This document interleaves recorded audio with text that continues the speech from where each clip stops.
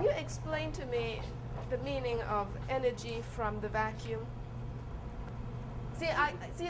I don't want to make it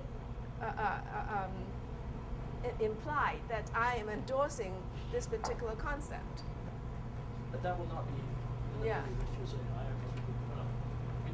But I don't want it to be implied that I do that. Right. No, Yeah. we won't do it. Okay. And we just want to talk about phenomenology and experimentation. Yeah. Okay. Yeah. No, we're not looking for your endorsement. Yeah. We just explore. Okay. Fine. Okay. I've been in the field of material science for 30 years. I was educated first at California Institute of Technology, where I first got introduced into the subject of material science. However, actually at that time, my major was more in electrical engineering. But through research, I got very much interested in material science because it is so rich in science at the same time as practical, and I like that combination. So after graduation from California Institute of Technology, I moved on to Massachusetts Institute of Technology, or MIT, for my graduate work. And there, my focus was on material science. And in MIT, I got involved with carbon research for the first time. And that has been the focus of my research for the last 30 years. Carbon, referring to graphite, carbon fibers, carbon fiber composites, activated carbon, diamond, nanotubes, quite a large variety of materials, and a lot of applications involved. And I have been working on a large variety of properties of these various materials. Not only the structural properties, but the functional properties, such as the electrical properties, how the electrical and the mechanical properties connect to one another, and also the properties related to electromagnetic fields and thermal applications. And carbon fibers are most important from a practical point of view because of the carbon fiber polymer matrix composites. The polymer matrix primarily epoxy. And that's, this is an example of the carbon fiber. It looks like hair, but it's just a very small fraction of the size of our hair. And it's all carbon.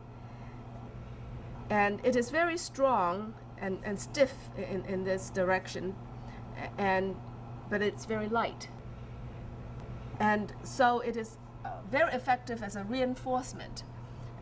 So one can embed these continuous fibers in a certain matrix, such as a polymer matrix, and after curing or letting the polymer solidify, one obtain a stiff composite like this.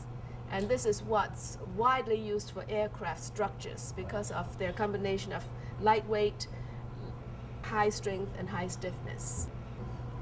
And compared to steel, for instance, it is much, much lighter. And so for fuel saving in particular, this is very much used for aircraft, and nowadays they are getting to be used more and more for automobiles as well. And also for tennis rackets and fishing rods.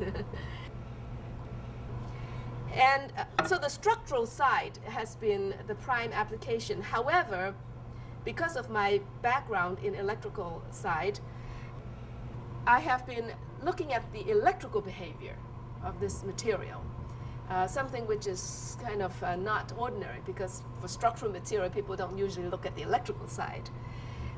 And by looking at the electrical side, I have been able to observe some very interesting phenomena. And in the electrical side, the behavior depends on the direction, because as you can see, the fibers are oriented. Okay, it's directional. So if you make a composite, then if, let's say, the fibers are lined up in this way, then the properties of this composite would be very different in the different directions.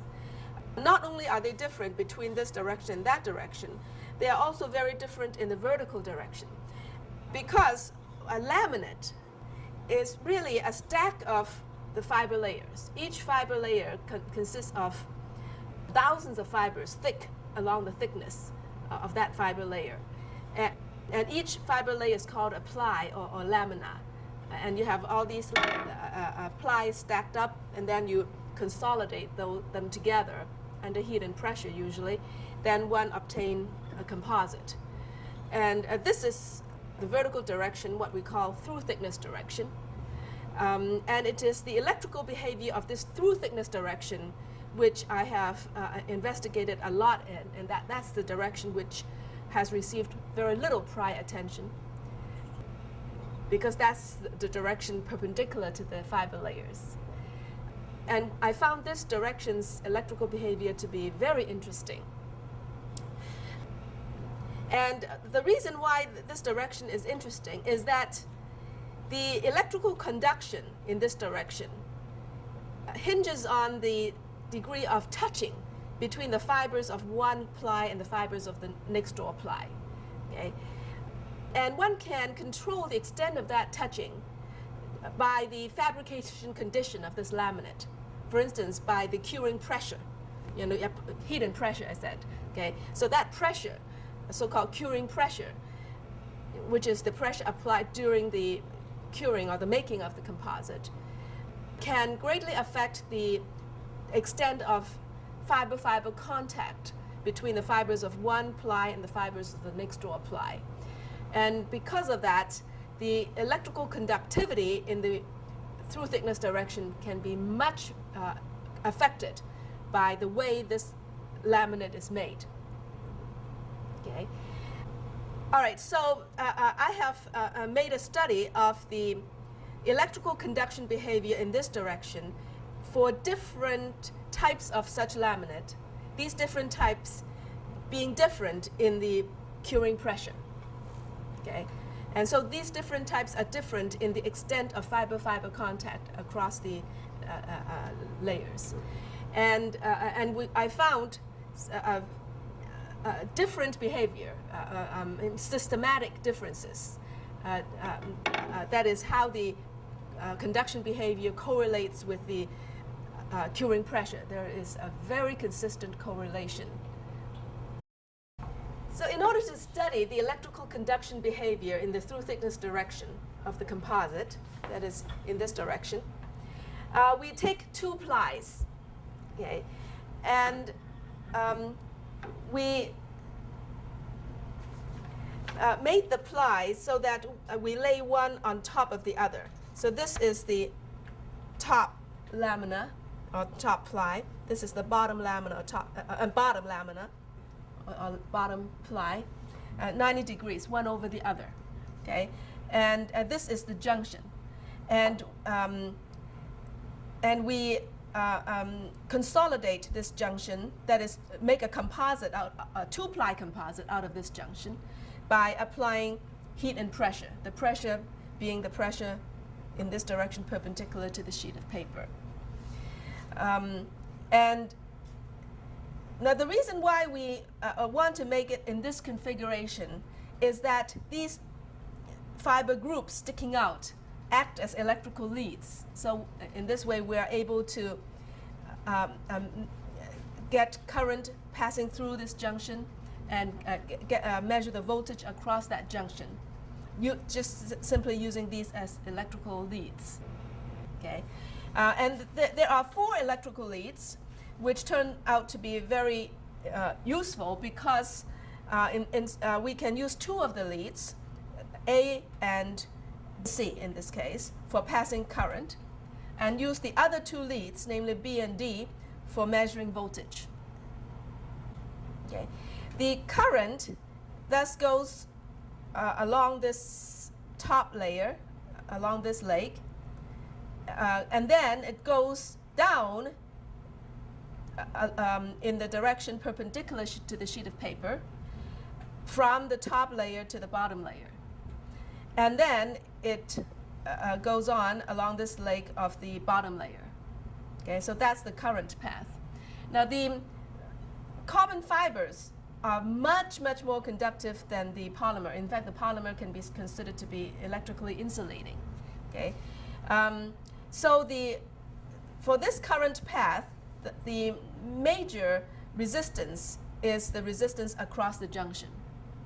Okay, and then the voltage is measured across B and D, and an ideal voltmeter has no current going through it, and so we can just assume no current going through these two legs, and because of there being no current, then the potential at B is essentially the same as the potential at the top of the junction, and the potential at D is essentially the same as the potential at the bottom of the junction. Okay, so in this way, the voltage difference between B and D gives the voltage across the junction, and the voltage divided by the current gives the resistance. Okay, and this resistance reflects the contact resistance, which is the resistance across this interface. And this contact resistance multiplied by this junction's area, what's called the contact area, gives the contact resistivity, which is a geometry independent parameter that describes the nature of this interface. I have a quick question. Mm-hmm. The common interface area, and I may have missed it. Is there pressure applied to this, or is there glue, epoxy? I mean, or is it just laid on each? Yeah, just laid on. Now, the epoxy is already surrounding the fibers. Okay. That is, right. Each lamina already has the resin, right. Tacky resin. Right. So you lay these two tacky strips one on top of the other, and then through hot pressing, okay. They would the epoxy would cure, and then it would stick together. So actually, this is ordinary way of making these laminates. So the pressure is applied during the curing process? Only during curing, yes. After it's finished, the making process is finished, then the heat and pressure are removed. Okay, thank you. Okay. So we have here a sample, an actual sample of that thing. This is the bottom lamina, and this is the top lamina on top of it, and this is where they touch, and this is the junction. And we are interested in the contact resistance of this junction. That is the resistance in the direction perpendicular to this piece of paper. And we pass current from here to here, so that the current goes here and then down the junction from the top to the bottom layer, and then along this leg of the bottom layer. And while doing that, we measure the voltage between these two legs. Okay. Now, this sample exhibits the conventional behavior, namely, as you increase apply a positive current, and as you increase the current, the voltage is positive and becomes higher and higher. Okay, and this is the ordinary effect. In fact, the current and voltage are linearly related to one another, and it's positive slope. The current-voltage relationship is positive in slope, and this is the classical positive resistance situation, and this applies for the case of the curing pressure being rather small, so that the extent of touching across the layers is not very high. When you talk of the curing pressure being comparatively small, what orders of what range are you talking about here? Yes, the curing pressure, this is from my paper. Yeah. So this is curing pressure in megapascal. And 0.13 megapascal is considered a low curing pressure. 1.4 megapascal is considered a high curing pressure. So even high is actually not a very high pressure. 1 megapascal is the same as 145 psi. So it's not very high pressure, but just on a relative scale. And so using a relatively low curing pressure, one attains the conventional behavior, positive resistance. And we're going to demonstrate that experiment right here. Okay, and Dr. Wang, who is the first author of that paper, is with me, and he's going to help me with this demonstration. It's all automated, so it's going to come out. Now he's going to crank up the current, and the voltage, is all automatically current voltage automatically collected and it's going to be displayed. So let's put the display up on the computer. No, just wait. Now he's cranking up. So the top curve is the current, the bottom curve is the voltage, and he's cranking up the two. It's just manual cranking, so it's not very smooth. Nevertheless, one can plot the current versus voltage, and you see it's linear, positive slope. Which is a completely standard, Yes. Yeah. generic current voltage relationship. Yes. All right. And this is with material that has been cured at what pressure? The relatively low pressure, which is around this 0.13 megapascal area. Okay, so this is generic carbon composite cured material. Well, all these are generic, just Okay. that I vary the curing pressure. Exactly. Yeah. All right. So now we proceed to the another such sample, but made with a relatively high curing pressure. We're changing samples now. Now, yes, we are changing sample.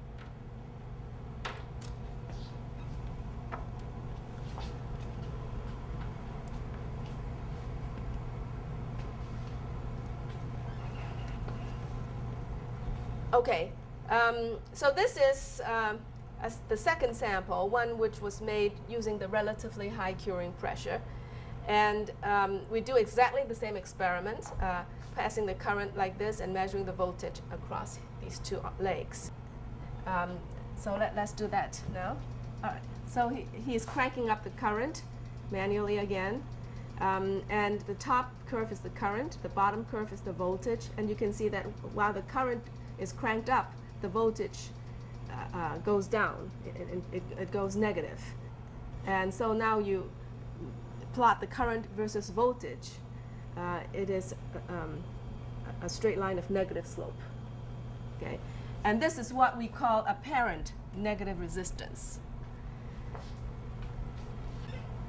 Okay, now first of all, I'd like to explain that I don't think that this is true negative resistance. That's why I call it apparent negative resistance. And I believe that this phenomenon has to do with the electron flow having a backflow. That is, you have current or electrons going from one layer to the next layer. Okay? And then there is a tendency for the electrons to flow backward, okay, from the one layer back to the first layer.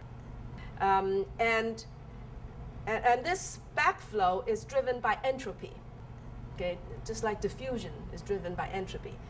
And because of this entropy-driven backflow, you have this backward current. And under certain situations, this backflow can appear to dominate. When that happens, you have the apparent negative resistance. Okay? So I call it apparent because I believe that it's entropy driven. Okay? true negative resistance, which I'm not claiming, would have been driven by energy rather than driven by entropy. Okay? That is, if it were true negative resistance, a negative charge would go toward not the positive end of a voltage gradient, but the negative end. That would be true negative resistance. And that's driven by energy. Okay? But in this case, it's not driven by energy. I believe it's driven by entropy. Okay? And that entropy causes the tendency for backflow, and that backflow in turn results in the apparent negative resistance. Okay. What led you to look at this particular set of parameters with these materials? What inspired you to look at the voltage and current characteristics? Or is this something that's particular to your field of work? As you had said, you focus on the electrical characteristics of the composites. Yeah, that's a good question. I'm interested in the electrical side of a structural material, seemingly an odd thing. The reason for that is that I'm interested in making smart composites or multifunctional composites. I want to use the electrical behavior as an output or indicator so that the structural material becomes a sensor. Okay. So it could be a sensor of damage, sensor of deformation, sensor of temperature, and whatnot. Making use of the structural material itself as the sensor is attractive compared to the embedding of a sensor into a structure. Because if you embed, it's like having a hole in the structure, and the mechanical properties of the structure would diminish. And also, it's hard to repair, once it's embedded. And the cost is high for a device compared to the structural material itself. And also, if you embed, this sensing ability is only here and there, not everywhere. Okay? So that's my motivation, the development of multifunctional structural materials. Okay. There could be some applications in the area of, again, multifunctional composite materials, making use of this phenomenon to engineer certain electromagnetic or magnetic properties that are particular to these structural composites. But from a scientific point of view, I think that the most interesting aspect is that one can tailor a material to give very different such conductive behavior. Okay? In fact, I can tailor it to make it more positive, or that is, there's different gradations of positive resistance and apparent negative resistance. We can tailor it to different degrees through the curing pressure, for instance. And this tailoring of a material to give whatever electrical conduction behavior that's desired is, I think, the most intriguing part of it scientifically.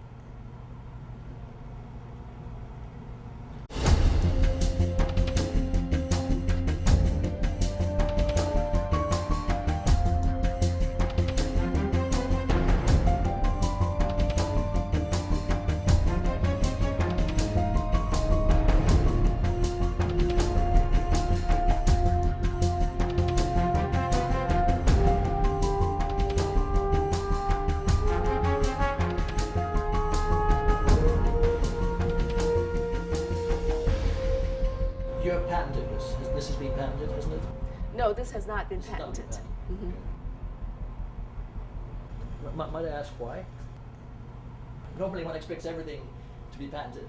So Yeah, well, the patenting procedure is something that relates to the university filing patents. It's not just me. yeah. Okay, and patenting was not pursued. All right. Mhm. And this is the, you presented these results originally in, I think, 1998, was it, at a symposium in Las Vegas? Yes. Yeah. And this is the process that you were talking about at that point in time? Yes, yes. Yeah. And I guess you're saying essentially this is in the public domain now? Yes. So, okay. So there's no question that I mean, if one wanted to pursue this, say with additional research, you wouldn't have to get the university's permission to use it, or, I mean, it's not protected by patent or anything. Right, so right. Anybody can use it for Yeah, anything. that's right. Okay. Yeah. I'm just trying to recall, there was the university at one point in time, I think, was going to license it, weren't they? Or I'm on the wrong track here. Well, the university at one point was considering getting patent protection, Okay. but it was eventually dropped. Okay. Yeah. Do you have any, is there any extended further, is this an isolated phenomenological discovery, or is there something you have ideas about extending this into other applications, other areas of investigation, now that you know that pressure variances affect the apparent negative resistance? Do you have any ideas about taking that another step into other areas, or other uses or methods of applying this situation? One can extend this experimentation to composites with matrices other than polymers. And I've done some work with cement as the matrix. And a similar behavior exists there. By the way, when you say cement, you mean glue, as we would commonly. No, cement like concrete. Oh, really? Real I Yes, see. Okay. yes. Oh, very interesting. Oh, Uh-huh. ah. I think one simplest application is just to use this as an electrical device. An electrical device that exhibits this particular current voltage characteristic. It is what it is. Yes, it is what it is, and just use it as an electrical device. We can tailor it, and so you have a series of electrical devices. Have you had inquiries in that regard? People interested in replicating it for application as an electrical device? Have people inquired to you about that at all? Not a whole lot. Yeah. Okay. Thank you very much. Okay. Very good. Very well done. Good. Yeah, that's Thank correct. you. That was, Okay. And you look good too. yeah. And you look nice. Oh, thank Yeah, you. you're great. Thank you. Are you familiar with Chung's work? Yes, the negative resistor that she built is absolutely for real. Now, as far as I can see, somebody's put a clamp on that. Because they filed the patent, and everything like that went fine. But all of a sudden, you notice a great silence, which means somebody is using it for some kind of classified project. That's what it means, in my view. Having been there in aerospace and know how they work, the work was being funded, as I understand, probably by agencies that would, in fact, do that.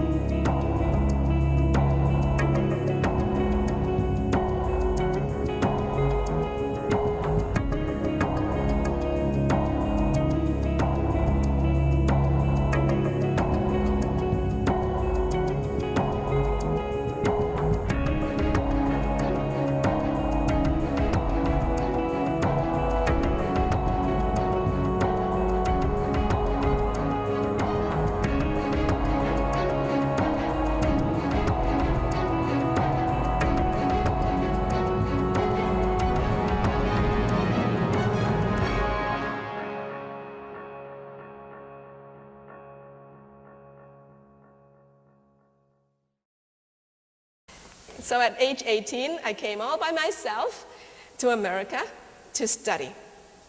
And I went to California Institute of Technology, or Caltech. And it just turned out that I was one of the 4 first women graduates of that university.